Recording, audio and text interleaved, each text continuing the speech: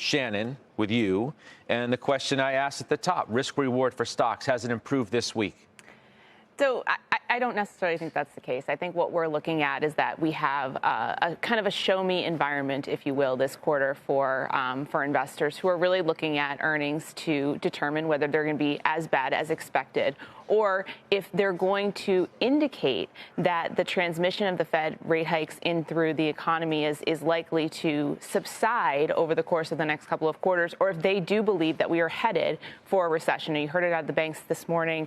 There is clearly being priced in the potential for not only a shallow recession, but, perhaps a more moderate recession by some of these banks. And so I think one of the challenges is that the earnings expectations have came down a lot in the fourth quarter, both for the fourth quarter, but as well for calendar year 2023. And how bad that is really where you're trying to determine if the market is appropriately priced. Now, that's not to say, Scott, though, that we don't have some opportunity here. Mm-hmm. But I think that if you're looking at just kind of anchoring to the CPI print, anchoring to some of the jobs data, for me, that's going to be offset over the next couple of weeks as it relates to earnings. Okay. Pharma Jim. Inflation down again, right? Economy holding tough, labor market strong, Fed close to the end. We think what some are calling Goldilocks. That's a word you've heard this week. Michael Hartnett, Bank of America Flow Show.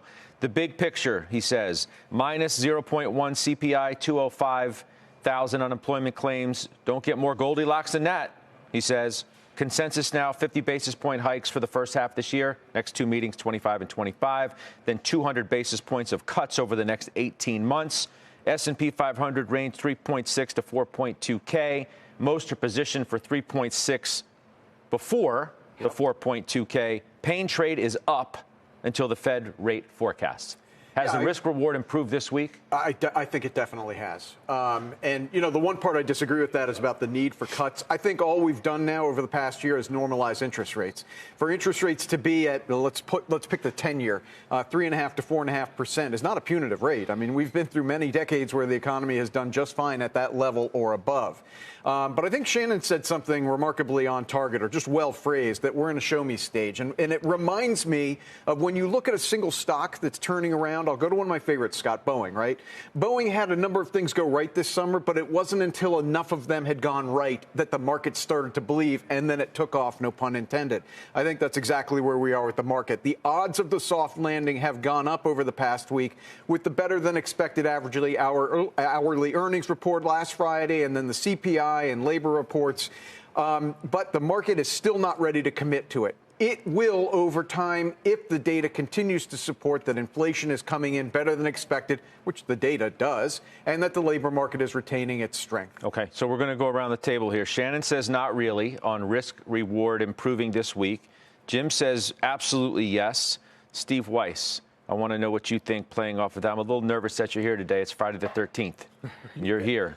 I mean, that's a good sign in some respects that you're actually sitting here. Well, thank you, Scott. And first of all, on behalf of medical science, I'd like to thank Jim for proving that a long-term course of hallucinogens, you could still function as an adult. So you don't think it's improved this week? No, I don't. I think it's actually worsened. This week? How is it worsened? Yeah, I think it's worsened because you continue to have this optimistic dialogue that the worst is behind us, that the Fed's done. I'll just look at... Well, they're closer to the end than the beginning. They are close to the end, but the impact is not close to the end than the beginning. And that's what I'm focused on, what the eventual impact is of the massive tightening cycle. Jim is right. 3 to 5% has historically been a neutral rate for the Fed, right? Above restrictive, below accommodative. Mm-hmm. So we're in the neutral area, but you've got to mark to mark from where we came from. So...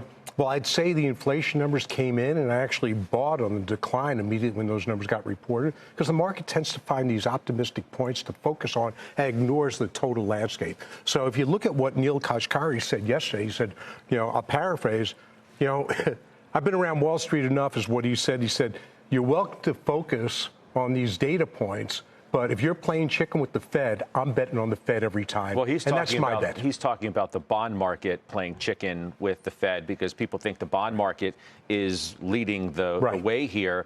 His suggestion was that we're going to win. not right, not exactly. the market. Right, and that means to me that you can't divorce that from them winning also on the economy and on jobs and costs. So I don't think we've experienced pain. So I don't think the risk reward in my mind has really changed this week. So there's a still false sense of bravado that, hey, we bottomed, we're going higher, start buying. And you could do that if you're looking at 5 years or 3 years, but I think you get a much better opportunity.